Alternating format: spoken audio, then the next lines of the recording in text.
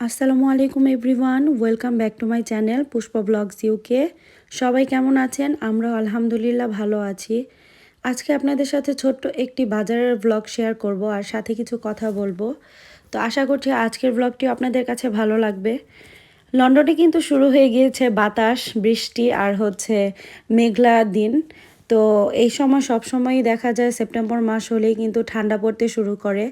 এখন কিন্তু আর হালকা জ্যাকেট ছাড়া বাইরে বের হওয়া যায় না, যতই রোদ থাক না কেন। তো আজকে একটু বাজারে যাচ্ছিলাম আর ভাবলাম আপনাদের সাথে একটু শেয়ার করি কিছু কথা লন্ডনের বাসা নিয়ে। আসলে যারা প্রথম লন্ডনে আসে সেটেল হতে সবসময় যে ভালোবাসা পেয়ে যায় একদম আসলেই ওরকম কিন্তু না। অনেকেই পায়, আবার অনেকেই পায় না। আর এখন তো বাসার অনেক বেশি ক্রাইসিস, বাসা পাওয়াই যায় না। আসলে আমরাও যখন লন্ডনে প্রথম আসি তখন আমরাও কিন্তু অনেক ভালো যে বাসা পেয়েছিলাম তা কিন্তু না। আমরা যখন এসেছি তখনও বাসার প্রচুর ক্রাইসিস ছিল, বাসা পাওয়াই যাচ্ছিল না। কিন্তু আমাদেরকে হেল্প করেছিল আমার চাচি শাশুড়ি, চাচা শ্বশুর, তারা আমাদেরকে অনেক বেশি হেল্প করেছে। তো আমরা একটা এজেন্সির মাধ্যমে বাসা নিয়েছিলাম। তো বাসাটা আমাদের গ্রিন স্ট্রিটের মধ্যেই ছিল। কিন্তু যেহেতু আমরা নতুন এসেছি আমাদের সব কিছু ডকুমেন্টস ঠিক করতে হবে, এর জন্য কিন্তু আমরা কিন্তু ওই বাসাটাই নিয়ে নিই। আর বাসাটা বেসমেন্টে ছিল, একটু ভালো ছিল না। তো যেহেতু আমাদের ডকুমেন্টস সব কিছু ঠিক করতে হবে আর নতুন নতুন এসেছি, সব কিছুই একটা ঝামেলা মনে হয়। দেখবেন যখন আপনি নতুন একটা জায়গায় যাবেন তখন কিন্তু সব কিছুই আপনার একটু মনে হবে সব কিছুই ঝামেলা। তো এর জন্য আমার হাজব্যান্ড তাড়াহুড়া করে ওই বাসাটাই আমরা ঠিক করে ফেলি। আর বাসাটা ওঠার পর আমরা অনেক বেশি সমস্যা ফেস করি। সবচাইতে বড় সমস্যা ছিল বাসাটা প্রচুর পরিমাণে ড্যামেজ ছিল। আর 2টা বেডরুমের বাসা ছিল, কিন্তু একটা বেডরুম বড় ছিল, আরেকটা বেডরুম এতটাই ছোট যে সিঙ্গেল খাট ফেলে কোনো জায়গাই ছিল না।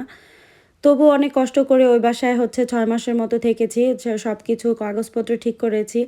আর এমন একটা সময় ছিল যে আমরা যখন আসি তার 1-2 মাস পরেই করোনা ভাইরাস শুরু হয়, কোভিড-19। তো এর জন্য আমরা অন্য যে বাসা নিব বা চেঞ্জ করব ওই সুযোগটাও কিন্তু আমাদের ছিল না। আর ড্রয়িং রুমে প্রচুর পরিমাণ পানি জমতো দেওয়ালে, মানে ড্যামেজ ছিল। তো সেই দেওয়ালের পানিগুলো আমাদের কিন্তু মেশিন দিয়ে বের করা লাগতো, না হলে পুরা ঘর প্রচুর ঠান্ডা লাগতো, হিটার ছাড়লেও কোনো কাজ হতো না। তারপর কিন্তু আমরা 6 মাস পরেই বাসাটা চেঞ্জ করে ফেলি। এখন আমরা বর্তমানে যেই বাসাটায় থাকি এই বাসাটাতে উঠি। আলহামদুলিল্লাহ এই বাসাটা কিছু মিলিয়ে অনেক বেশি ভালো পড়েছে আমাদের, আলহামদুলিল্লাহ। আমাদের বাসার সামনে পার্কিংয়ের সুবিধা আছে, আবার বাসার পিছনে বড় একটা গার্ডেন আছে। কিছু মিলিয়ে আসলে অনেক বেশি ভালো, আলহামদুলিল্লাহ আলহামদুলিল্লাহ। কারণ এখন বাসা পাওয়াটাই অনেক বেশি টাফ। আর যেই বাসাগুলো অনেক বেশি সুন্দর ওগুলা প্রাইসও কিন্তু অনেক বেশি এখন। আর এখন কোনো রকম বাসা যেগুলো ওগুলোও কিন্তু অনেক বেশি প্রাইস। তো যারা এখন বাসা নিয়ে অনেক বেশি ভুগছেন বা হায় হুতাশ করছেন, আমি দোয়া করি তারা যেন খুব তাড়াতাড়ি বাসা পেয়ে যান। আজকে এই বাসা নিয়ে আসলে কথা বলার একটাই মাত্র কারণ অনেকেই দেখা হলে বলেন আমাদের জন্য একটা বাসা দেখেন। আসলে ভাই বললেই তো আর হয় না, কারণ এজেন্সির মাধ্যমে বাসা নেওয়া কোনোভাবেই এখন পসিবল না। তো আশা করছি আমার এই ভিডিওটি আপনাদের কাছে আজকে ভালোই লেগেছে। একটু বাসা নিয়ে কথা বললাম কারণ অনেকেই দেখা হলে বলে, এর জন্য। তো আজকের ভিডিওটি আপনাদের কাছে কেমন লাগলো সবাই জানাবেন। সবাই ভালো থাকবেন। আল্লাহ হাফেজ।